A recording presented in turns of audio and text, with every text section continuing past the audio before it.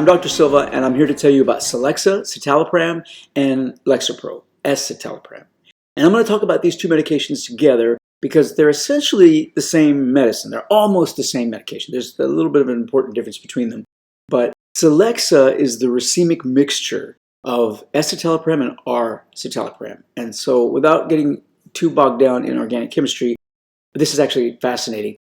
In nature, if you have a carbon-based molecule, an organic molecule, carbon has 4 unpaired electrons, and so it can pair with 4 different atoms. And because of that, depending on which atoms are occupying those 4 positions, the stereochemistry, that tetrahedral structure with the carbon in the middle, and it's like a pyramid, the mirror image of that molecule may or may not be superimposable, which is to say that the mirror image of that molecule, which has the same molecular structure, the same molecular weight, it's almost the same molecule, but it's not, because you can't take those 2 mirror images, the right-handed dextro molecule and the left-handed levo molecule, you can't take them and superimpose them.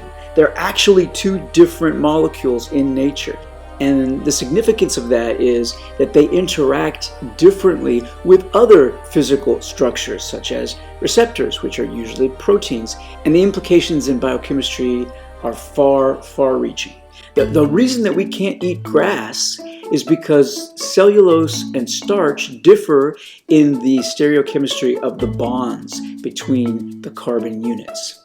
And the enzymes that we have, we human primates, to break apart those bonds so that we can digest that substance, our enzyme doesn't fit. There's an alpha and a beta, and ours doesn't fit cellulose, but it does fit starch. So we can digest a potato, and we can digest a lot of grains and corn, but we cannot digest most plants whose cell walls are made out of cellulose. So that's just one example of a far-reaching implication that has to do with stereochemistry.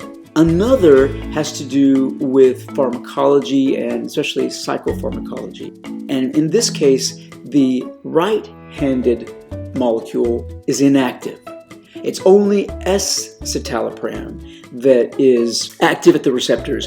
And so when you have a racemic mixture, the right-handed molecule is still there and it's still attaching to those receptors, but it's not fitting properly and it's blocking the molecule that would fit and that would actually activate that receptor.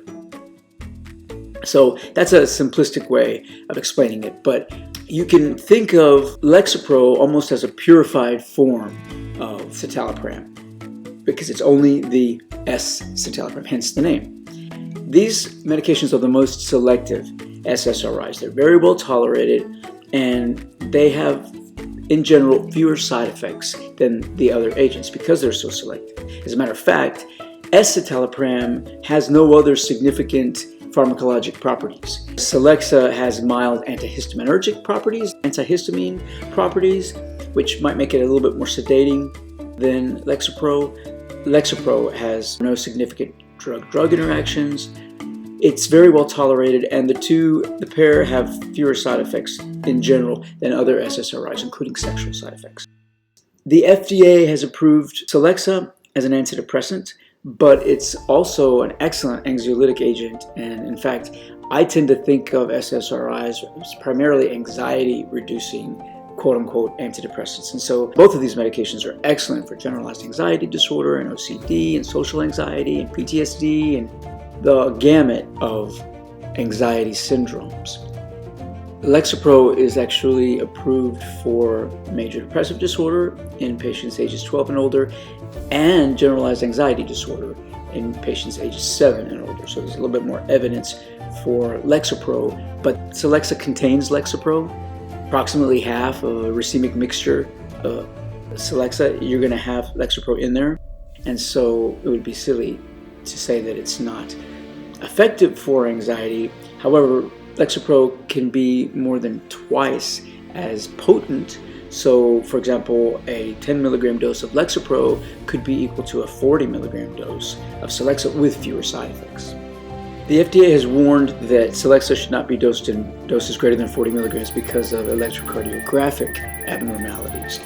But this is somewhat controversial, and some experienced and intrepid psychopharmacologists are prescribing at higher doses, and I prescribed 60 routinely for years and years and years. Never had any trouble with it.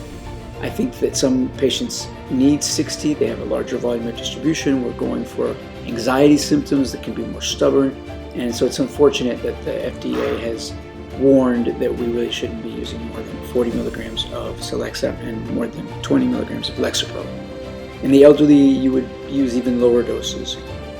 The side effects of these medications are those that you see with SSRIs, but again, they appear to be less severe, less common, and that does include sexual. Although Celexa can be maybe a little bit more sedating because it does have some mild antihistaminergic properties. And finally, weight gain. And this is interesting. In my experience, certainly Celexa and Lexapro, it's not only possible, it's common. It's expected. I expect it. And I warn my patients about it. Not every patient gains weight on it, but it's interesting to me. I did a little bit of research, and in one manual that I rely on quite a bit, that I trust a lot, considers it weight neutral. And it stated that for Lexapro in particular, weight gain has been reported but not expected. And that surprises me. In my experience, those medications frequently lead to weight gain. Sometimes it's not real evident at the beginning, but I often have patients who gain significant amounts of weight, 20 pounds and more, sometimes months and months after initiating Lexapro and Celexa. So I would certainly be very careful about that. And if you don't want to gain weight, that would not be my first choice.